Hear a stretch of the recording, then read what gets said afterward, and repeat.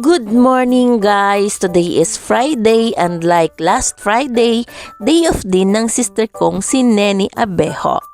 We started the year by visiting beach parks and last week, we visited again ang Jaffa Beach kung saan nakita nyo sa aking video na nag-celebrate kami ng year-end party ng Kids Yard School staff. And today, we will visit the trending beach park in Kuwait. Pinag-uusapan siya sa TikTok, Instagram, at saka sa Snapchat. Hindi ko lang alam sa YouTube kasi mas mahilig ang mga Arabo sa Snapchat at saka sa Instagram, lalong-lalo na dito sa Kuwait. Diba? Dahil sa ganda ng views, para kang nasa ibang bansa. Ang ganda naman talaga ng views niya, guys. Very, very beautiful, very amazing. Alam mo yung parang nag-i-imagine ka na naglalakad ka sa Thailand, or sa Bali.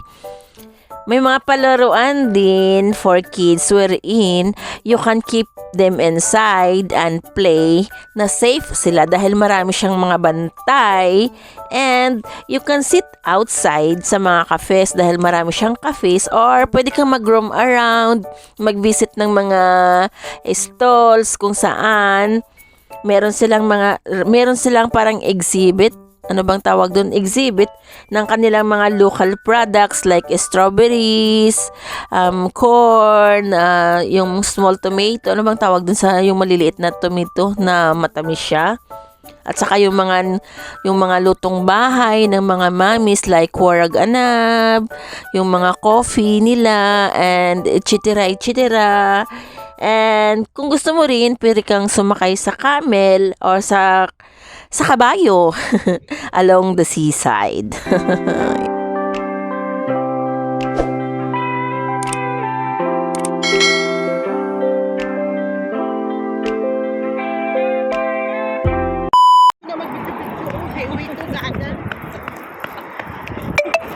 Ay, nabunggo.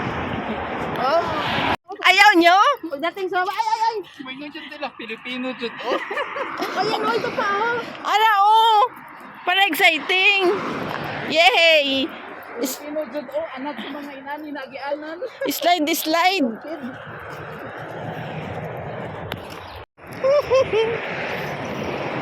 Pa-slide ka daw, eh. Ifgak niya. Ay, slide good man.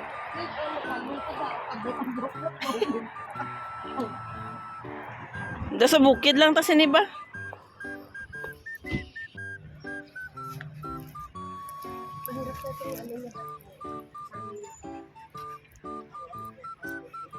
So, hi guys. Punta kami ngayon sa Keland. We visit the Keland in the Key Yard. May ticket kung masulod ka sa sulod. Dito sa Halampangan. Pag dire ka lang, wala ticket. Bakit pag sa video, dako siya.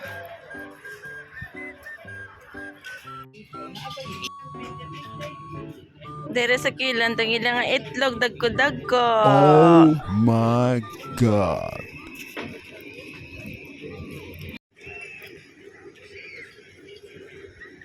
La.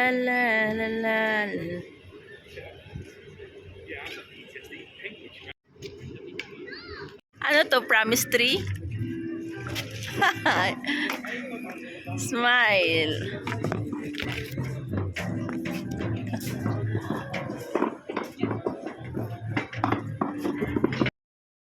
Alam nyo guys, these days marunong na talaga ang mga Kuwaiti.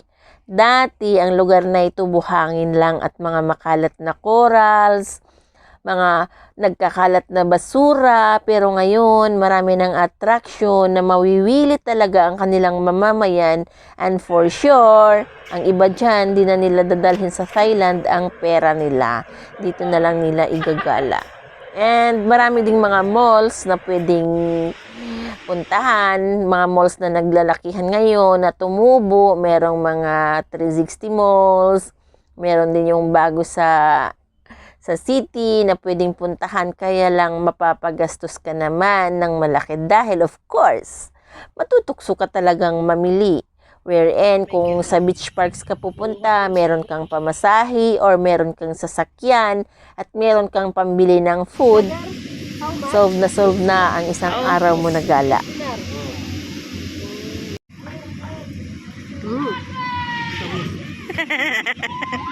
Oh, hi guys! Andito kami ngayon sa Kieland, sa Keyard, sa Eggland. Puro busy-busy, upload, video, ang mga babae.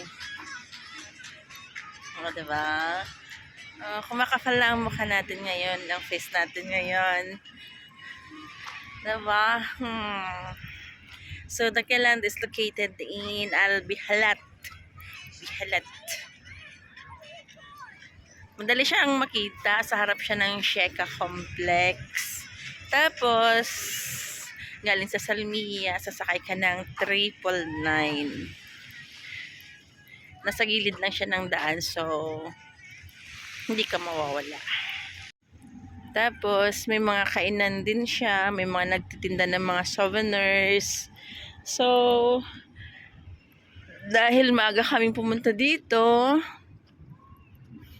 wala pang mga open na mga hindi pa lahat open na mga kainan. Yan. Now they are starting to lit the fire. Yan, may mga umuupo na sa mga stalls, sa mga karenderya. Karenderya. Ang bilis nila magtanim ng ng puno, tumangkad ka agad.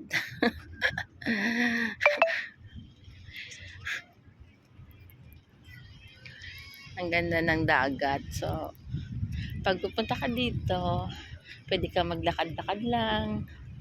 Ayan.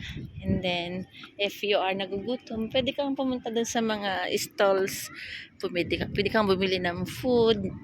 May mga shawarma. Tsaka meron din yung mga fresh from the farm na mga corn, strawberries. Actually, bumili nga kami ng strawberry. Galing talaga sa farm ng Kuwait. Oh, tsaka may horse, may kabayo. Yeah, tigidig, tigidig, tigidig.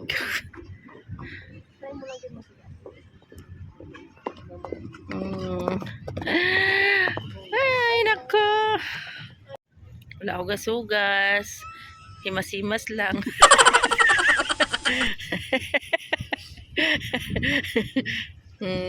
What can you say about the strawberry in the Kuwait? Delicious. Ambisyosa.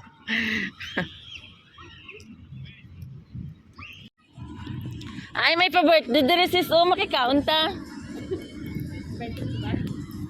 Wala sa lingon ko lang. Wala pa nag-abot si madam.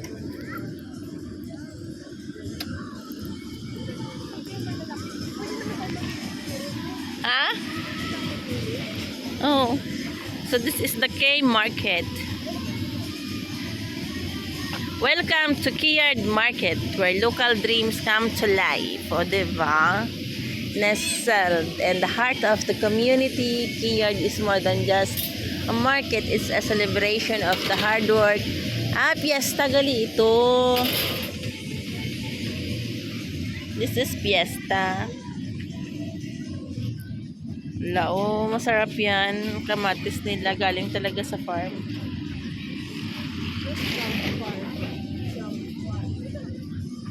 Bakit kakaiba yung litos nila? Litos? Oh. Bakit ganyan? Masarap ba? Tanungin mo. Kaya how much? Ruba isang piraso? 1 piece? 1 piece. Oh. Okay lang.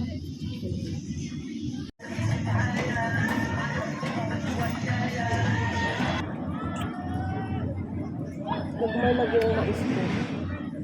Nagpulos man?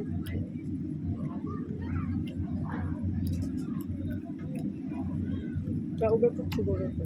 Ha? Na-over. Yeah. Nagmay talaga siya. Ulit. Mahilig na talaga sila mag-decorate.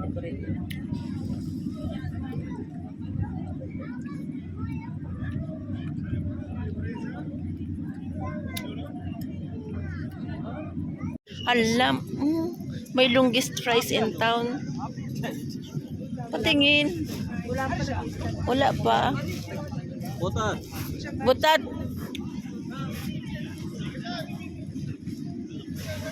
Ano na? Kamura.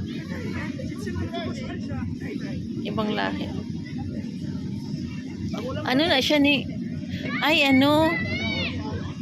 O diba napapakinabangalan nila yung talent nila sa kusina? Diba?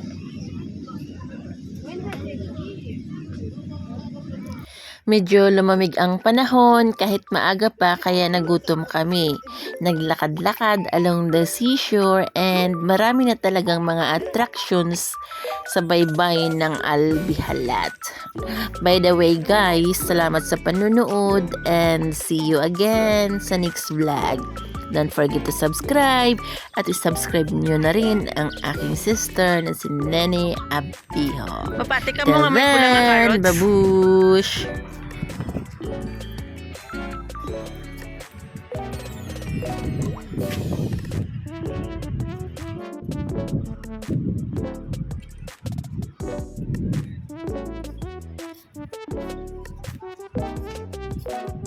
Wala pa. Nakita ko ito na post ko si ano, si Maxi.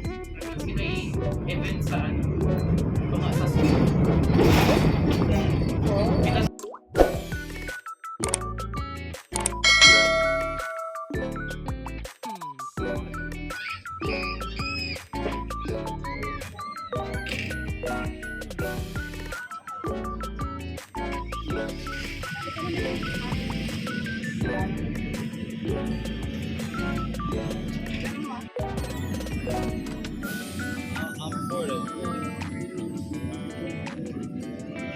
Ay, mais ni. Makaunta mais.